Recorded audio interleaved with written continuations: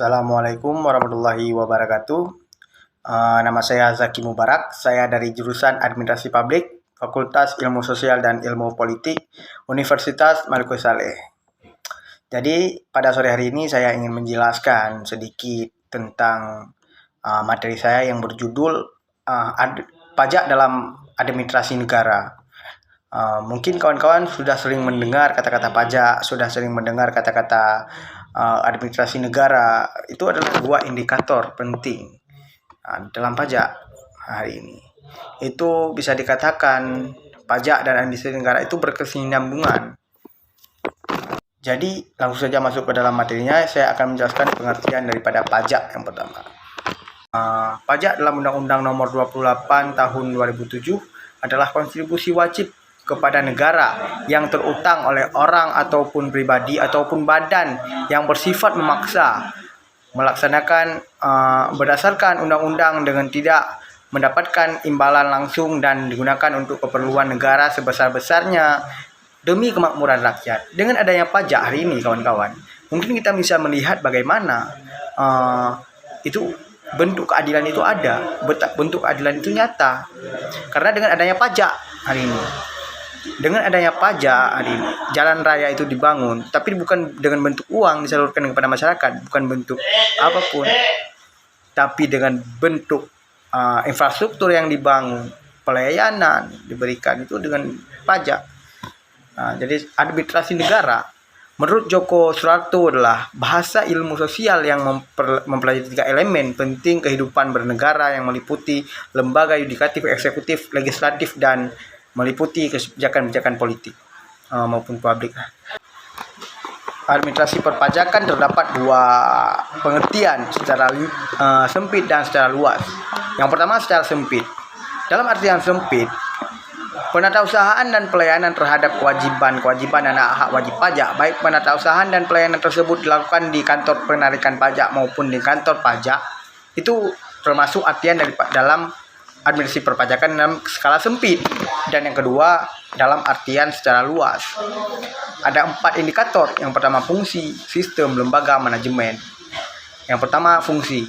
Fungsi itu ada perencanaan, pengorganisasian, pergerakan, pengawasan. Dan yang kedua sistem. Sistem administrasi pajak sebagai suatu sistem adalah sebagai suatu sistem unsur yang saling berkaitan yang berfungsi bersama-sama untuk mencapai tujuan yang sama. Dan untuk menyelesaikan tugas-tugas tertentu. Administrasi pajak juga dalam lembaga dapat dilihat sebagai suatu lembaga, yaitu sebagai salah satu Direktorat Jenderal pada Departemen Keuangan RI. Dalam Departemen Keuangan RI itu terdapat administrasi perpajakan dan juga manajemen. Manajemen dalam administrasi perpajakan yang terdiri dari pimpinan, staf, peralatan, pengetahuan, dan sistem yang ada. Mungkin seperti itu kawan-kawan.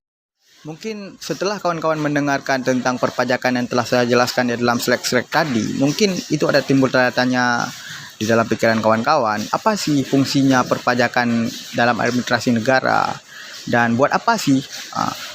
Yang pertama, itu ada 4 fungsi perpajakan di dalam administrasi negara. Yang pertama fungsinya perencanaan, yang kedua fungsinya pengorganisasian, yang ketiga ada fungsinya penggerak, yang keempat ada fungsinya pengawasan. Yang pertama saya menjelaskan fungsi perencanaan, yakni merencanakan apa yang akan dicapai fiskus baik jangka pendek, menengah, dan jangka panjang. Yang kedua ada fungsi pengorganisasian. Fungsi pengorganisasian dalam administrasi pajak sebagai bagian administrasi negara dalam pengelompokan tugas, tanggung jawab, dan wewenang dan para petugas sehingga tujuan yang tercapai dengan apa yang diinginkan. Dan ketiga ada penggerak. Penggerak dalam bentuk kegiatan mempengaruhi untuk menjalankan tugas sebaik-baiknya sesuai dengan ketentuan yang ditetapkan. Dan jika penggerak ini tidak timbul di dalam fungsinya, mungkin apa yang ingin dicapai tadi tidak akan tercapai, mungkin akan berjalan di tempat. Tujuan-tujuan yang telah ditetapkan mungkin itu tidak akan berjalan. Yang keempat ada fungsi pengawasan. Fungsi pengawasan adalah proses mengamati dan mengupayakan supaya apa yang dilakukan sesuai dengan apa yang diinginkan. Mungkin ini sedikit pemaparan materi dari saya. Jika ada yang salah, mungkin boleh dikoreksi kawan-kawan. Jika ada yang ingin dipertanyakan, mungkin lebih lanjut kita akan berdiskusi di lain waktu. Mungkin nanti channel ini akan berkembang, bisa buat inovasi dan ilmu buat kawan-kawan semua. Semoga bermanfaat untuk kita semua. Jika ada yang salah, saya mohon maaf. Assalamualaikum warahmatullahi wabarakatuh. Salam sejahtera untuk kita semua. Jangan lupa like, comment, and subscribe.